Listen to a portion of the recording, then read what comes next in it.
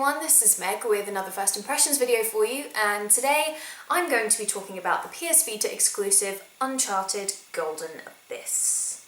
Now I'll start by saying this is the series' first foray into the world of the portable, and it certainly doesn't disappoint.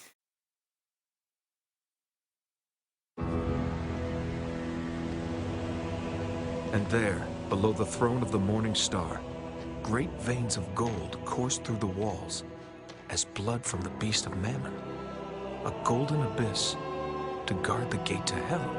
The story is really great so far. I like all of the characters a lot. Admittedly, there's something a little different about the way the characters interact and the dialogue wording, but what I'm going to put it down to is the fact that Nate is a lot younger in this installment, and all of the characters are basically new, so they're all going to interact a little differently. Drake is back and on top form once again. As I mentioned before, he is a lot younger in this game, a lot younger than he was in Uncharted 1 as well, which I think makes a really nice change. After 3, I feel like we're getting to see him in different stages of his life. I just hope that this is the start of a lot of Vita exclusives that will, I guess, reveal more about his past. It would be great, for example, if we could play him more as a young teen, maybe in a Vita exclusive. Just putting it out there. Chase is another great feisty female, and you've got to hand it to Naughty Dog. They really know how to develop well-rounded, strong female characters. It's just a shame that no one had the sense to do it earlier, to this level of quality, that is. But she really complements Nate in the sense that she's neither Elena nor Chloe, which is a good thing. She's her own character, her own person. Then you've got Nate's friend, who's really actually bordering on a frenemy, and whose name I can never seem to remember. Dante, he is one slippery weasel. I don't know what part he has to play in this, but I trust him as far as I can throw him. And he makes a good ally for Nate, seeing as they have some history together. But I think he fills the same spot that, say, Chloe did in Uncharted 2, by adding something a little bit extra to the team dynamic, and seeing as our regular cast are absent from Golden Abyss so far, it makes an entertaining watch. Guerrero is a Bond-style villain. He likes to blow things up and is obviously spearheading some very dodgy projects on side, but he lacks the overall depth of, say, Marlowe or Lazara Bitch, but still fills the role well, I think. The story is great so far. It's keeping me hooked, it's entertaining, it's funny in all the right places. I'd say it's a win.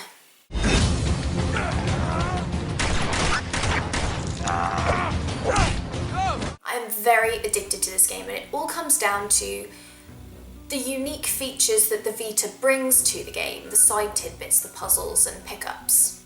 Taking photographs for your archives, charcoal rubbings, collecting bounty, searching for new items and completing mysteries, you name it, I love it. They really added a lot of fun, archaeological related things to the gameplay. And this separates Golden Abyss from the main series, but still brings something worthy to the table. I also think these extras make the game highly addictive. After playing it for a few levels, I immediately went back to previous chapters upon noticing I'd missed a few items and photos. Puzzles usually involve piecing together images, maps, that sort of thing, which doesn't get boring. And I love that when you pick up an item or take a photograph, you can hear a nice little observation from Drake once you've selected it.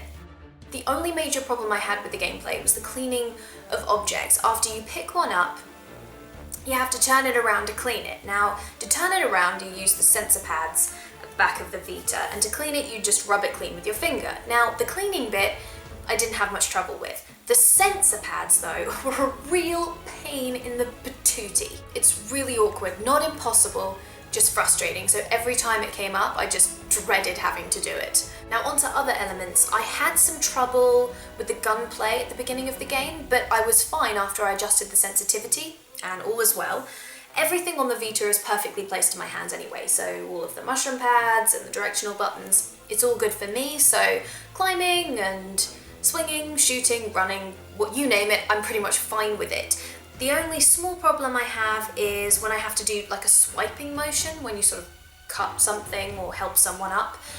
Whilst I'm holding it, sort of reaching my thumb across the whole screen, because it's pretty large, is very difficult for me, but it's because my thumbs are stubby and it's not the game's fault.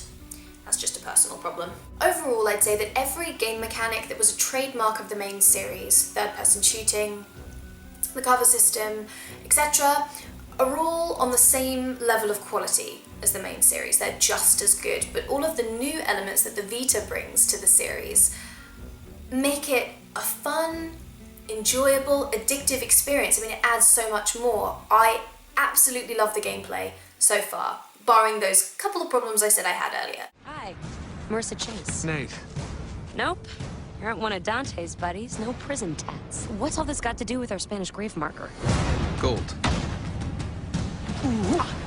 I'd say that the graphics are somewhere between Uncharted 1 and Uncharted 2, which is pretty impressive if you ask me. After playing for a while though, it feels like someone's plucked my eyeballs out of my sockets, soaked them in paint stripper, and then put them back in, which isn't very nice. And as a result, I can't play this game for as long as I'd like, although according to video game health warnings, that's probably a good thing.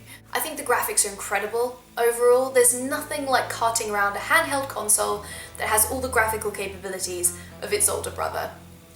I mean, it really, really shines when you're swinging across great chasms or scaling large walls. I love the photorealistic backdrops and puzzle images. The mocap is on form again too. Win, win, win.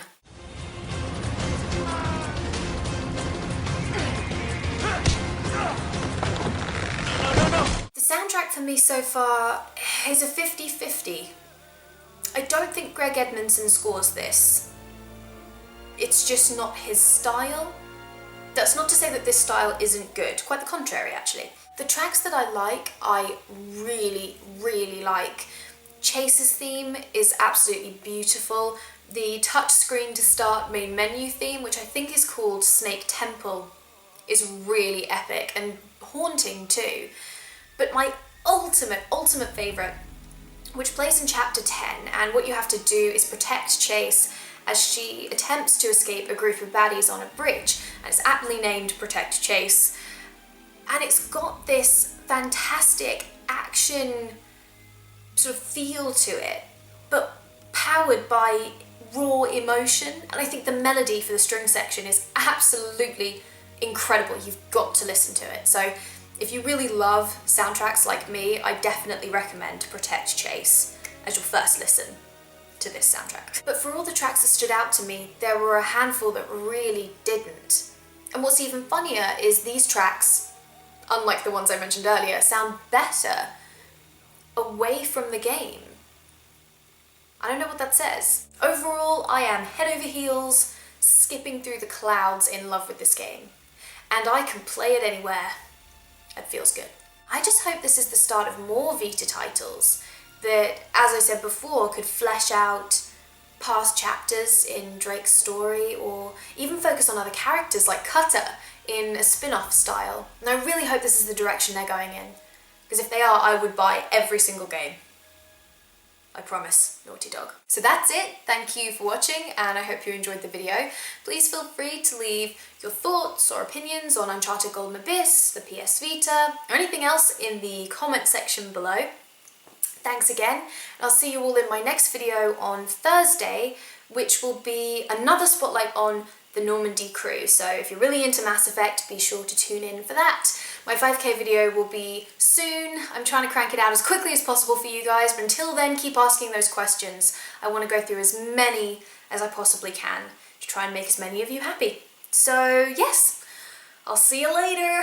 Bye! A lot younger than he was. Punch. Shush, I'm filming. If you blow air on an ant, they go sort of change direction. It's like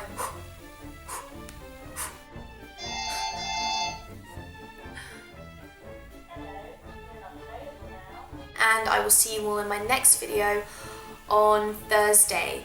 I can't remember what it is, but if you look on my main channel page, that'll tell you. Wait, this would probably be a good time to check what video you have next week, wouldn't it, Megan? Spotlight on. Yay!